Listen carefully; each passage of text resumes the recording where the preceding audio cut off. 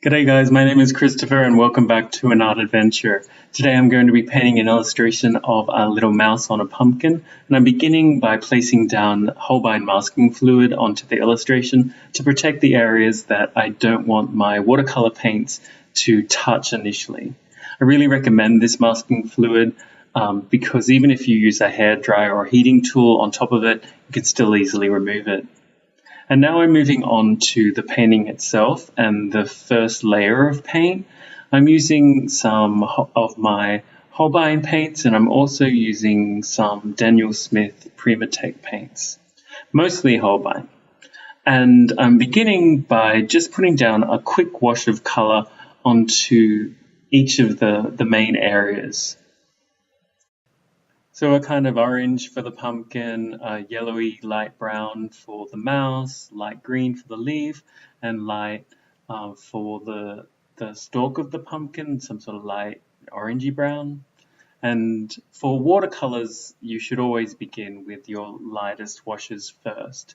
So you always paint from light to dark and getting darker and darker on each successive layer. And for the whites, you need to either paint around those areas or use something like the masking fluid that I've done here.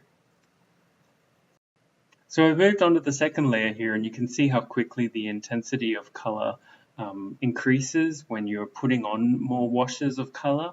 And that's the great power of watercolors, because the layers build up and they're also transparent, so you can layer on top of layer and get some amazing effects that way. And I'm using that to my advantage, particularly with the mouse here that I'm painting, so that I'll be able to create some undertones and shadow areas and then begin to work in the details later, including a little bit of fur texture. But I'm not really going for complete realism with this piece.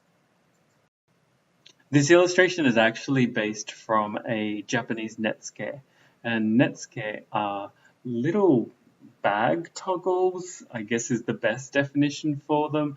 They might be made out of ivory or bone or rock or wood or all sorts of things, and people in Japan used to place them at the top strings of a bag so that it would secure the contents of that bag into place.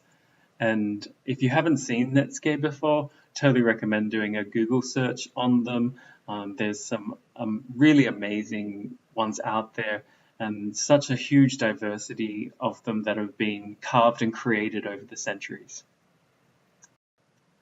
But getting back to this illustration, you could see me just starting to put in some of the details for things like the eye and ear and nose of the little mouse. And I've also begun to now work on the shadowed areas of the pumpkin. Mostly I'm using purple violet for the shadows, and I'm sometimes adding some indigo or Payne's grey or some brown to it. But because I'm layering it with the orange and also the brown of the mouse, it actually effectively becomes quite brown, this purple. And now I'm trying to put in some of that fur texture underneath. It looks quite ugly at this stage, but almost all of that will disappear as I put on my final layer of paint. Unfortunately, I stopped the camera for some reason around this time, and then I forgot to turn off the autofocus again, so apologies for that. And every time I'm putting my hand in front of the lens and moving it, the focus is shifting. So now I'm painting the pumpkin stalk, and I actually get to a point where I'm really quite pleased with the effect that I get for it. But later I realized, and it was a concern when I also drew the illustration, that the stalk matches too closely to the fur color for the mouse. And it looks like it has a strange tail jutting out of its back when you first glance at the illustration. So I end up going back and reworking that as best I can and having to try and find a solution towards the end of the video. For the leaves, they weren't actually initially on the NETSUKE carving, and I've just added them in by looking at some different references of pumpkin leaves and going for something that is somewhat realistic, but also quite illustrative. And around here, I'm going to actually shift the video to real-time speed so that you can see what it's like to be painting in real time. Most of the video is sped up something like 1,000 to 2,000 times. So I think it's a good idea if you're learning to watercolor or you're interested in watercolor to realize maybe how slow the actual painting is when you're doing detailed work. And so here's some of that right now. And I'm doing the detail shadow section of the leaf where the mouse is resting on top of it. So there'll be a strong shadow there. And so I'm trying to build up a really deep contrast, but also of a color that's different enough so that the mouse itself is still going to stand out, because some of its fur texture is also quite dark. Of course, the speed of painting will vary according to what style you have and how detailed you're being, but this is pretty typical of my speed for doing detailed work. And later on in this speed paint, it's only a short section that I'm doing this for real time for, and then we'll go back to speed lapse. But later on, I'll also show you real time for a section that isn't very detailed, so covering a large wash. I just thought that people might find it useful or interesting to see a little bit of the video done in real time. All up, I think I painted for maybe 3 or 4 hours. I usually completely lose track of time while I'm painting. It's one of the reasons why I started painting as a hobby. I enjoy it so much that I just completely lose track of time when I'm painting.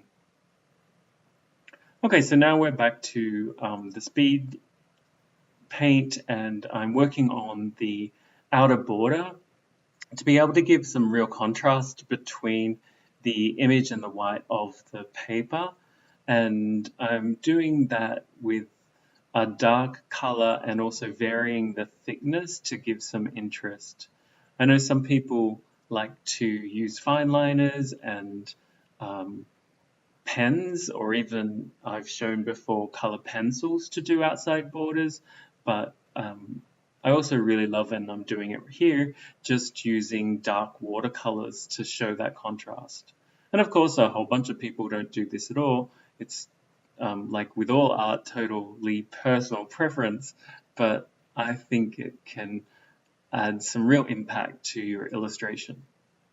And so if you haven't done that before, I totally recommend considering it and trying it out and seeing if that style works for you. So I mentioned before that I end up going back and reworking the pumpkin stalk, and what I've done is I've scrubbed at the already painted stalk and gone back to apply some greener washes and yellowy washes, trying to get a real different color difference between the pumpkin stalk and the mouse. And I think that I succeed in that and achieve a big color difference, but still at a glance it still ends up looking like the pumpkin stalk, I think, is a tail. I don't know, you can let me know in the comments below, but that's the feeling that I get from it. And so I'll have to find another solution, or the best I can. And here I've removed the masking fluid and I'm putting on a very pale wash of yellows and oranges to be able to just tone down the strong white and to make it seem more like there's different natural reflections hitting onto the pumpkin, or semi-realistic, because I do enjoy a kind of mix between illustration and realism, or at least I think I try to achieve that. But again, you would have to let me know if that's the style that you see in front of you. And in terms of the idea of style, I still think that I'm discovering it all the time and changing my style all the time, although it has been nice to hear from friends and family and other people that they seem to feel like I have some sort of style with watercolor that is pretty consistent. And I wasn't quite happy with that first light wash, and so I risked putting on another wash on top of that from those masked areas, still as a light watery color, and I'm really pleased that I did that. I think it achieves a nice balance. So I'm reaching the end of this video here, and to finish off with, to try to separate that pumpkin stalk, I use a white gel pen. I probably should have used white gouache, but I was being lazy. And here's always the fun part of removing the tape. So if you like this video, please give me a like, and I'd love to hear your thoughts in the comments below. And of course, you're welcome to subscribe to my channel and ring that notification bell if you would like to see my videos more often. Bye!